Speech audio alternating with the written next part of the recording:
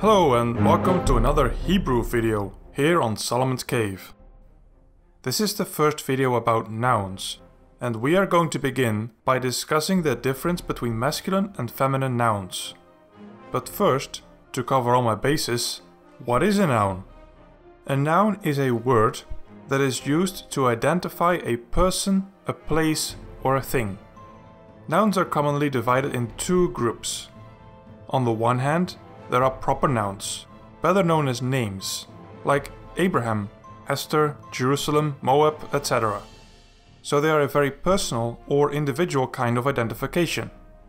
And on the other hand, there are common nouns that identify people, places or things in a general sense. Think of words like king, heaven, law, justice, book, etc. All of these fall in this category. So basically every noun that is not a name. Okay, so Hebrew nouns are either masculine or feminine. Why is that? Because that's the way it is. There's no real answer to it, it's just a feature of the language that we have to deal with. Now I know that for English speakers, this concept of masculine and feminine nouns sounds rather strange. But for many other languages, it is not strange because they also have a distinction between masculine and feminine nouns. For example, Spanish, French and Hindi. Even better, some languages, like Dutch, Greek, Latin, Russian, German and Old English, have masculine, feminine and neuter words. But then, how difficult is it to figure out if a word is masculine or feminine? Well, let's put up this scale here. And on the far left, I have put 50%, as in it is completely random and there is no way of knowing whether a word is masculine or feminine, and on the far right I have put 100%. That is, with just a handful of rules, you can easily know if a word is masculine or feminine without ever failing. Now then I would put French right over here somewhere. Yes, there are a few obvious words like boy or woman, and a few words have masculine and feminine forms, like for male and female animals or professions. But that's about it. That will put you at about 60% in my experience, and the other 40% you have to guess or memorize. Now then, close to the other end is Spanish. Yes, there are exceptions, and you have to learn a couple of them by heart. So if you have like 5 rules and you memorize like 10 exceptions, you're probably gonna be correct 95% of the time. And then what about Hebrew? How easy is that language? Well, in my experience, it is somewhere here, at 80%. There are a handful of rules you have to learn, and then a number of general tendencies. And once you get those, you'll be much further along than you would be in French, but not quite as far as in Spanish. So I'm going to give you a couple of rules that will help you recognize masculine or feminine words. But you will still have to memorize a bunch of exceptions. So let's start with some obvious examples. First of all, there are of course names of individuals, like David, or Moses, or Ruth, or Deborah. All of these not only have a real-world gender that is easily identified, but they also have a grammatical gender that is equally easily identified. And other easily identifiable categories of words are words that clearly refer to a masculine or feminine person.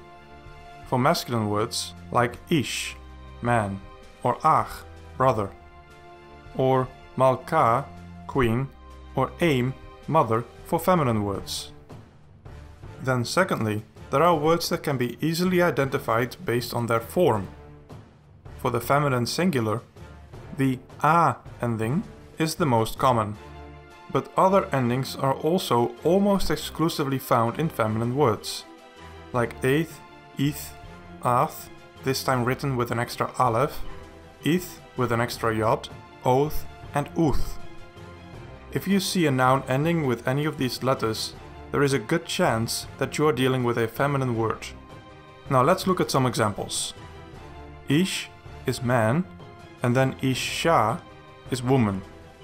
You can clearly see the a ending that made the word feminine.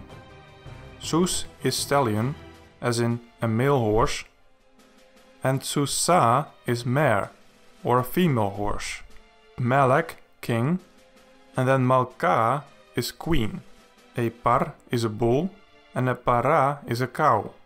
All of these simply add a to the end of the masculine word, and then you get a feminine form. It is a little different for the next one, where ach, brother, becomes achoth, sister. Then let's look at some words that don't have a masculine variation. Mishpacha is family, baracha is blessing, Shabbat means Sabbath or Saturday, and it has an ath ending. Emeth, truth, ends with eth, and berith, covenant, ends with eth. And those were the rules regarding form. Are there any other ways to know or better guess whether a word is masculine or feminine? Actually, there are. If you know the meaning of a word, your guess will improve significantly if you look at the topic. So what is a typical feminine topic? Well, place names for example. So Bavel, Babylon, Sidon, Sidon, and Yerushalayim, Jerusalem, are all feminine. And related to that are more generic geographical terms, like Ir, city, Sheol, underworld, or Tzafon, north. Moving on, instruments and tools are also usually feminine. So words like cherev, sword, kos, cup, or na'al, shoe, are also feminine. Then body parts also have a tendency to be feminine, like ayin, eye, ozen, ear, regal, foot, or keren, horn. The next group of words that is also generally feminine are things like elements or powers or forces. Think of eish, fire, nefesh, soul, ruach, spirit, or shemesh, the sun, as well as abstract concepts like emeth, truth, or tzedakah, righteousness. And finally, I would like to mention collectives, like the orecha, the caravan, which is a collective, as it is made up of individual travelers. Same for the yosheveth, the inhabitants, as it is made up of individual people who live somewhere. Keep in mind that most words for most of the topics are masculine. And of course, topics all have exceptions as well. Now that I've given you some guidelines on how to figure out whether a noun is masculine or feminine, let's say something about why it is important to know the difference.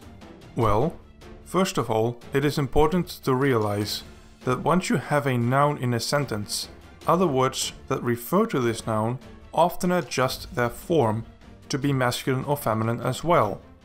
And since the gender of a noun is set, the gender of the surrounding words follows the gender of the noun.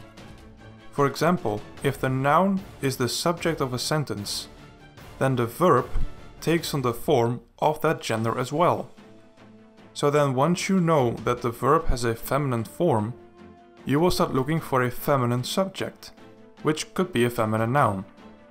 Similarly, adjectives and pronouns can also be connected with a noun, and knowing the gender of the nouns that are close to these adjectives and pronouns will help you connect the right words with each other in the right grammatical way. So what is next for Hebrew nouns? Well, obviously we have to talk about singular and plural nouns, as well as dual? Yeah, that's for the next Hebrew video. Then of course, there is also definite and indefinite, as well as absolute and construct. And finally, nouns can have prefixes and suffixes that also need to be discussed. All the while, I will also continue to be wrapping up the alphabet in some more bonus videos, including tomorrow's video about the Shoah. And I will also continue to help you build some basic vocabulary. And then after that I will return to Greek philosophy and introduce you to Pythagoras. If you like this video, then like the video and also share it and subscribe to this channel if you haven't done so already.